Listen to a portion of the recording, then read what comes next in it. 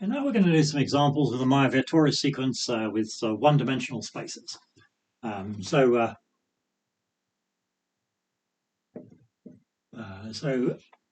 going to do Ln is what we'll call the nth ladder space.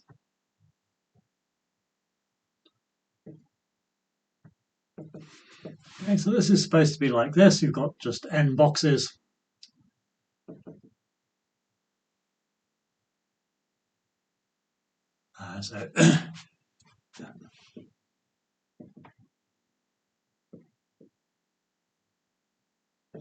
Union of n squares like this.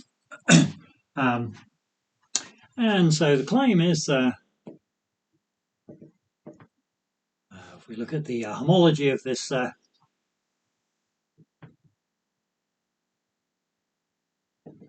okay, so we just got a z in dimension 0, and then a z to the n in dimension 1, and then zeros. And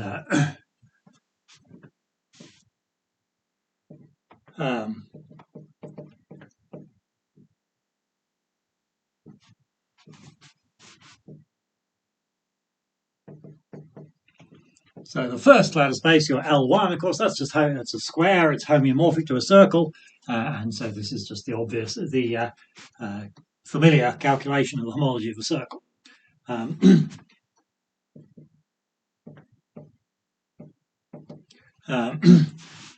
Okay, so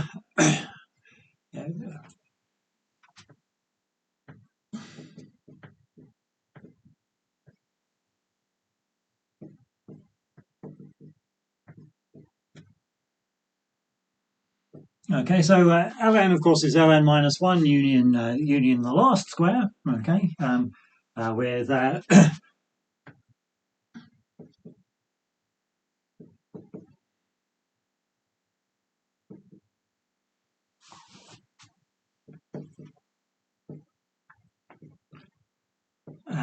yeah, well, what's the intersection? Ln minus 1 intersected with this this square. I mean, here, if we just kind of in this case, here's your n minus first, and then this would be your q here, and then the intersection would just be the single line here, which is contractible. So you might say, right, well, let's just do the Meyer-Torres sequence, and then that would be easy. Unfortunately, it doesn't quite work because, you know, we're here writing Ln as a union of these two subsets, and these two subsets are not open. And we've only proved the Meyer-Torres sequence for open sets. But the point is, we can just change. We can expand this Ln minus 1 and this q just a little bit by adding a little frill to them to make them open, and without changing the homotopy type, and therefore not changing the homology. And then we could do the Meyer-Torres sequence. Okay. So U is going to be like this.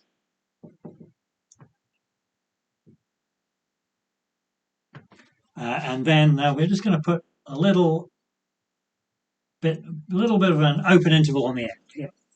Okay, so that's and V is going to be just this nth square. But again, we're going to put a little bit of an open interval to the left to make it an open set. And then what's our U intersect V? So that's going to consist again of this line here, but now we've just got a little bit of little open intervals around the side there. Okay.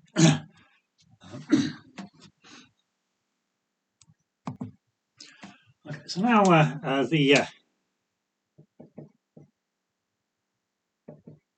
so the inclusion of Ln minus 1 to U, okay, so this U is this Ln minus 1 together with these little straggly bits off the end, which we can shrink back by a homotopy onto Ln minus 1. So the inclusion of Ln minus 1 in U is homotopy equivalence.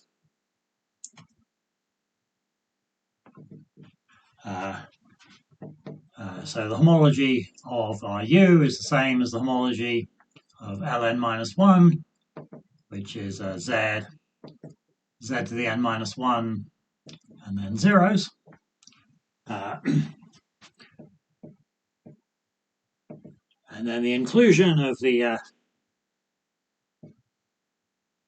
of just this square into V, that's also a homotopy equivalence. So the homology of V is just the homology of that square or a circle, which is just to Z.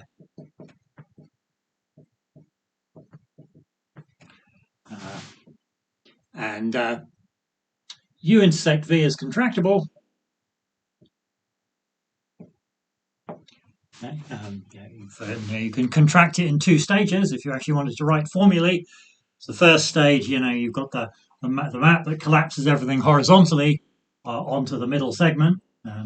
So that's homotopic to the identity by a straight line homotopy. And then the map that collapses everything onto the middle segment is that's homotopic to the constant map that goes to the middle of the middle segment by a second linear homotopy. So yeah, you basically have a two-stage homotopy from the identity to a constant map in two stages, kind of linear in each stage, as it were. Okay, so U intersect V is contractible, and so we know that HI of Ln is HIU plus HIV for I bigger than 0, and so from that we find that the homology of Ln, well, it's connected, so you just get a z in degree 0, and then in higher degrees you get the sum of what you had previously, so you've got the z to the n minus 1 plus this z is z to the n, and then 0 is beyond that, which is what we were supposed to prove. Okay, so that gives us the homology of the lattice space. I'll quickly discuss an alternative way of thinking about the lattice space. So we've got, let's just draw, just to do L4, say,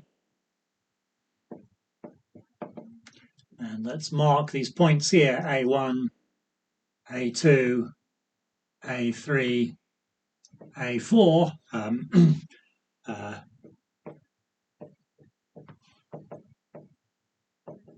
You've got an inclusion, let's call it I, from this L4 to the plane where we've just removed these center points. Okay, so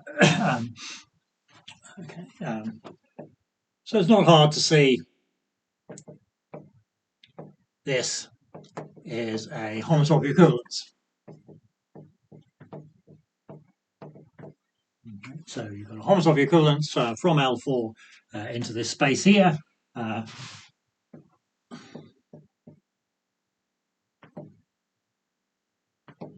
we showed before how to calculate this. Of course, R2 is a convex open subset of R2. So the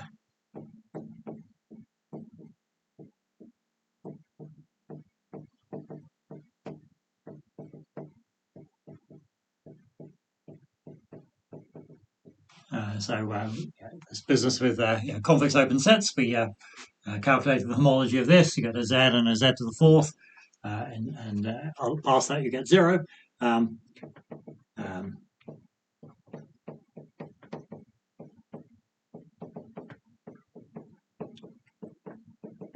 Okay, so that's another way to see that the homology of L4 is given like this. And of course, there's nothing special about 4. I just said 4 in order to be able to draw the picture.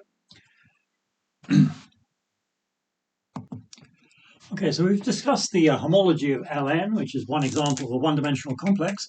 It turns out there are lots of other kind of one-dimensional spaces, but none of them have homology which is significantly different. We'll just do one more example of that.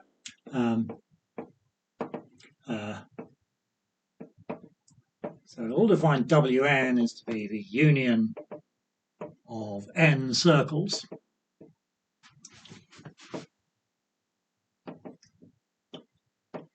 meeting at a single point. So W4, you've got 1, 2, 3, 4 circles all joined together at a single point. So again, we want to divide this into open subsets U and V, whose homology we can understand.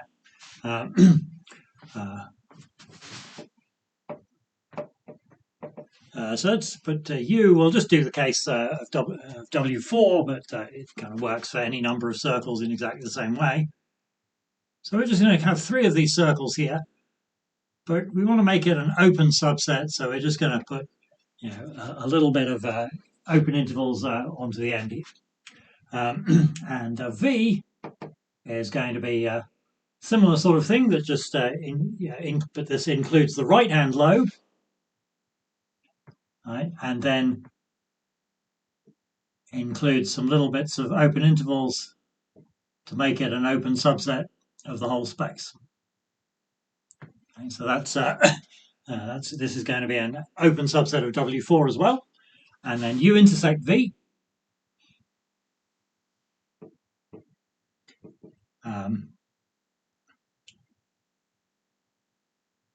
So this just consists of these little bits of open intervals here. Okay, if we take the intersection of this bit and this bit, you get that. So that's contractible. And then this one is homotopy equivalent, of course, to S1. And then this one is homotopy equivalent to Wn minus 1, or W3 in this instance. So the same kind of argument with the Majorvian-Torres sequence that we did in the latter case.